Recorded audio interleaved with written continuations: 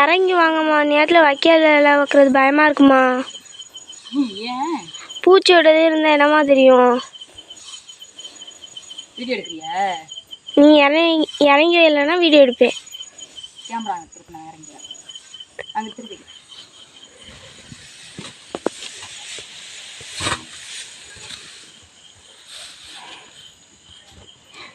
ஏன் என்ன பயமாக இருக்குது? வைக்க மேய்கிறது வைக்க போர் சாஞ்சு போச்சுல. வீடியோ எடுத்துட்டியா? கண்டினியூ பண்ணுவா நான். ஓகே, எல்லோரும் நல்லா இருக்கீங்களாப்பா? ஒரு போர் வந்து தெரியல, வீடியோ வெளிச்சம் இல்லைனால தெரியல. ஒரு போர் வந்து சாஞ்சு போச்சு, வைக்க போர் வந்து. அதை நான் அள்ளி வச்சேன். அதுக்காக பயப்படுறா, வைக்கலுக்குள்ள எண்ணம் இருந்தால் தெரியாதுல்லம்மா நீங்கள் வைக்கல இருக்கீங்க அப்படின்னு. என் மனசில் பட்ட ஒன்று நான் சொல்கிறேன். எல்லாமே நம்மளுக்கு கடவுள் ஏதோ ஒரு ரூபத்தில், நம்ம யாருக்கும் அந்த துரோகம் பண்ணலை அப்படிங்கிறப்போ நமக்கு கடவுள் நம்பிக்கை இருக்கா இல்லையாங்கிறத தாண்டி நம்மளுக்கு ஒன்றும் பண்ணாது, நம்மளுக்கு எதுவும் நடக்காது அப்படின்னு ஒரு சின்ன நம்பிக்கை தான் எனக்கு. எப்போவுமே அந்த நம்பிக்கை எனக்கு இருந்திருக்கு. அந்த நம்பிக்கை குறையாதனால தான் நான் இவ்வளோ நாள் பல கஷ்டங்களை சந்தித்து நான் வந்திருக்கேன். என் மனசில் பட்ட ஒரு சின்னதாக அந்த வீடியோவை நான் சொல்லிடுறேன். இந்த வீடியோ எடுக்கணும்னு எடுக்கல, பாப்பா எடுத்ததை அப்படியே நான் கண்டினியூ பண்ணுறேன். என்ன கஷ்டம் வந்தாலும் சரி, என்ன கஷ்டம் வந்தாலும், எப்படி ஒரு உங்களுக்கு ஃபினான்சியலாக என்ன கஷ்டம் வந்தாலும் நீங்கள் பார்க்குற தொழிலை மட்டும் எப்போவுமே விட்டுறாதீங்க.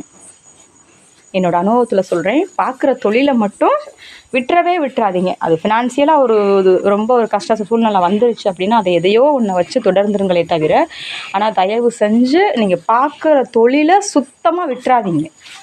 இந்த தொழிலை விட்டு நான் போகிறதுக்கு ஒரு சில காரணங்கள், ஒரு வாழ்க்கையிலலாம் ஒரு சில காரணங்கள் நடக்கும்போதெல்லாம், பாப்பா அடுப்பில் பால் இருக்கு அங்கே பாரு, ஒரு சில காரணங்களால் நான் இந்த வாழ்க்கையே நம்மளுக்கு வேணாம், அந்த மாடு தொழிலும் வேணாம், நம்ம இதை விட்டுட்டு நம்ம எப்படியோ வெளியே போயிடலாம் அப்படின்னு நான் நினைக்கும் போதெல்லாம் என் கண்ணுக்கு முன்னாடி நின்றது என் பிள்ளைங்களை தாண்டி இவங்களை வந்து என்னால் மாடாகவே நினைக்க முடியல. அது என்னமோ தெரியல, ஒரு அடிக்ட்டுன்னு சொல்லுவோம் இல்லையா, அது மாதிரி எனக்கு ஒரு அடிக்டாகவே ஆயிடுச்சு இது வந்து. ஏன்னா நான் இங்கே நிற்கிற யாருமே வந்து நான் வெளியிலேருந்து கொண்டு வரவே இல்லை. இங்கே நிற்கிற எல்லாருமே ஒரு 10 பேர் நிற்கிறாங்க. 10 பேருமே வந்து நம்மக்கிட்ட உருவானவங்க தான். நம்ம வீட்டிலே பிறந்து நம்ம வீட்டிலே வளர்ந்தவங்க தான் இவங்க யாருமே நான் வந்து வாங்கலை. இவங்க எல்லா பேருமே நம்ம வீட்டில் பிறந்த குட்டீஸ் தான்.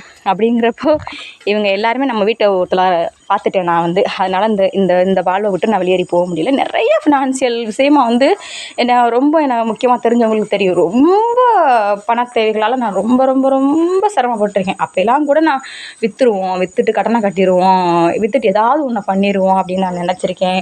இவங்களை உருவாக்குறதுக்காக 2 போர் போட்டு 2 போருமே எனக்கு ஃபெயில்டு.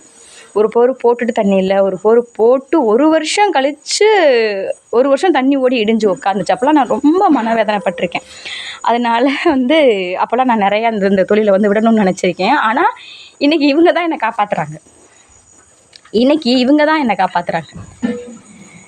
ஏதோ ஒரு வகையில் இவங்க எல்லாம், கடவுள் வந்து உனக்கு நான் ஒரு சிரமத்தை கொடுத்துட்டேன், இவங்க எல்லாம் பொம்பளை பிள்ளையா உன் வீட்டில் பிறக்கட்டும் அப்படின்னு இருந்தால். முந்தானத்து பிறந்த ஒருத்தவங்க அதை படுத்திருக்காங்க பாருங்கள், இனிமேல் தான் பிடிச்சி கட்டணும்.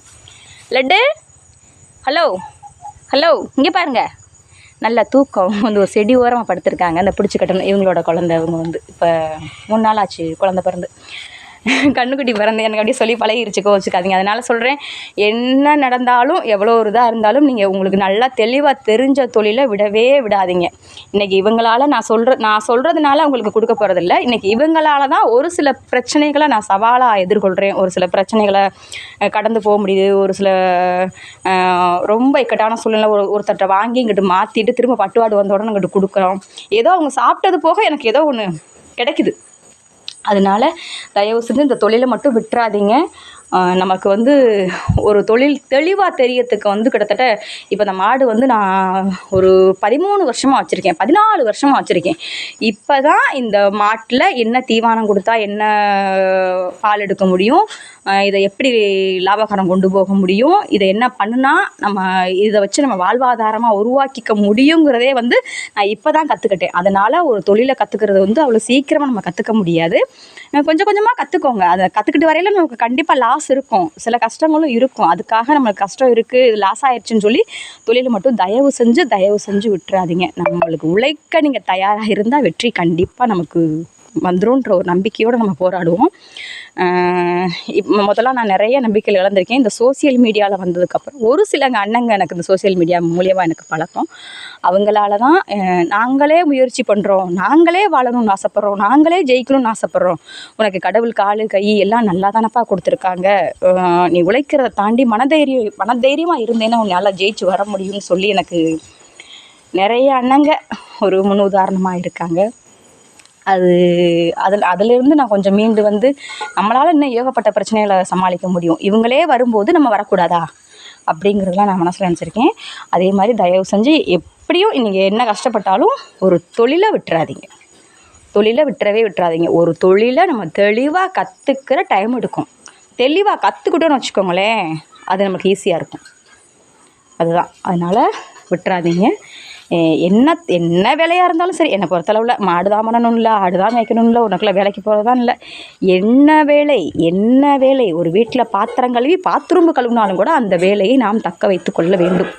அது பொம்பளை பிள்ளைங்க மெயினாக ஒரு வேலை கையில் வச்சுக்கோங்க கண்டிப்பாக. இந்த என் பிள்ளைலாம் வெளியில் படிக்கிறாங்க, படித்தாலும் கூட வந்தாங்கன்னா சாணி விடுறாங்க, சகதி எழுவாங்க, அந்த மாட்டை பற்றி பார்த்துக்குவாங்க. இப்போ என் மகன் வந்து ஒரு 13 வயசாச்சு, ஒரு மாட்டை பிடிச்சி அந்த மாடு எத்தனை லிட்டரா பால் கறப்புன்னு கேட்டால் கரெக்டாக சொல்லுவான். அந்த மாதிரி ஒரு தொழிலை நம்ம வர தொழிலை நம்மளோட முடிய வேணாம், நம்ம பிள்ளைங்க அந்த தொழிலுக்கு வர வேணாம்னு நினைக்காதீங்க. நல்லா படிக்கட்டும், நம்ம பார்க்குற தொழிலே அவங்க கற்றுக்கட்டும், என்னைக்காவது ஒரு நாள் கை கொடுக்கும்.